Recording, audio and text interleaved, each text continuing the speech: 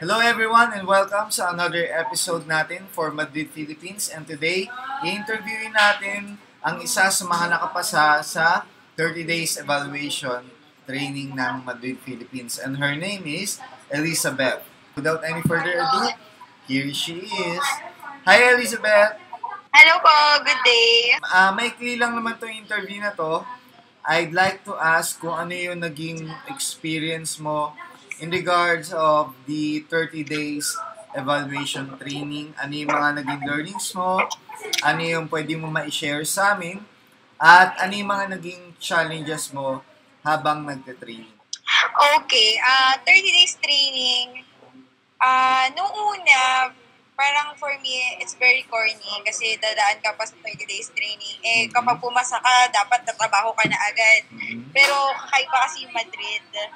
Hindi lang niya binubuo, tinitingnan kung ano yung kakayahan mo sa technicalities ng work. Tinitingnan din niya kung paano ka as professional, kung paano ka kikihalubilo sa tao, yung attitude mo. And yung Madrid kasi ano siya isang hindi lang siya basta workplace, it's something, para siyang bahay, may mga kapatid, may nanay, may tatay. And every day tuwing pumapasok ako, kahit doon nasa loob ako ng 30 days training, very excited ako. Kasi alam ko daily meron ako matututunang bago. Ilang beses na na-cancel yung mock evaluation ko. Mga 4 na beses yun.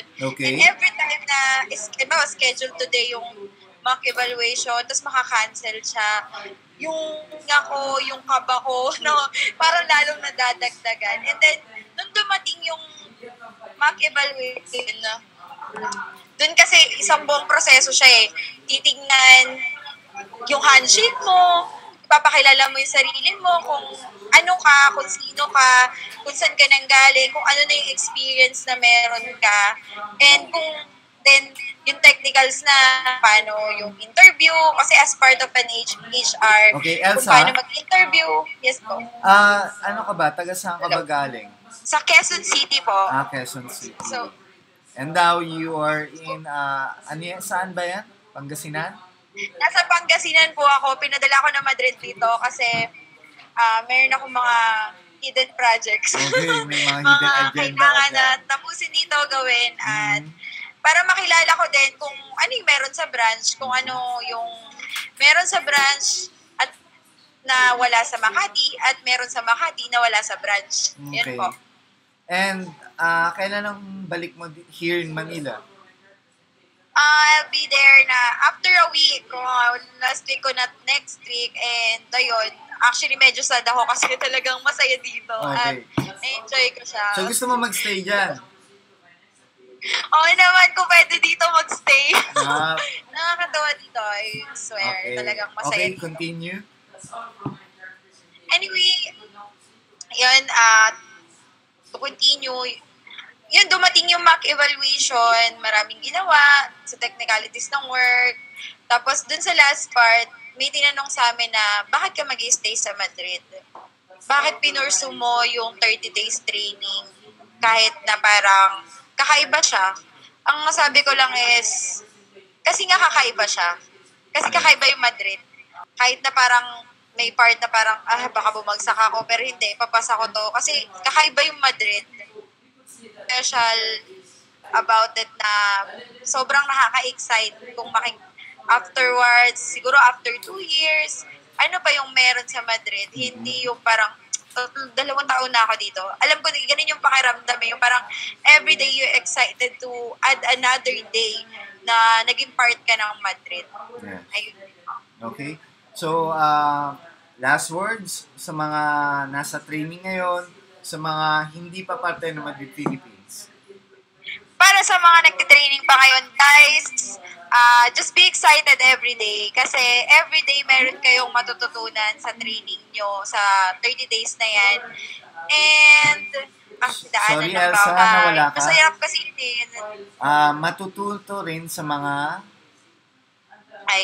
Hindi lang kayo matututo dun sa trainers nyo, kundi matututo din kayo dun sa mga taong kasama nyo, yung mga kabatchmate nyo. Kasi lahat yan, guys, mayroong kanya-kanyang kanya-kanyang kwento, mga kanya-kanyang pinagdadaanan, and ang sarap na magkaroon kayo ng sharing time sa isa't isa. And just enjoy every day na pupunta kayo sa training kasi exciting siya. Walang dull moment sa training namin.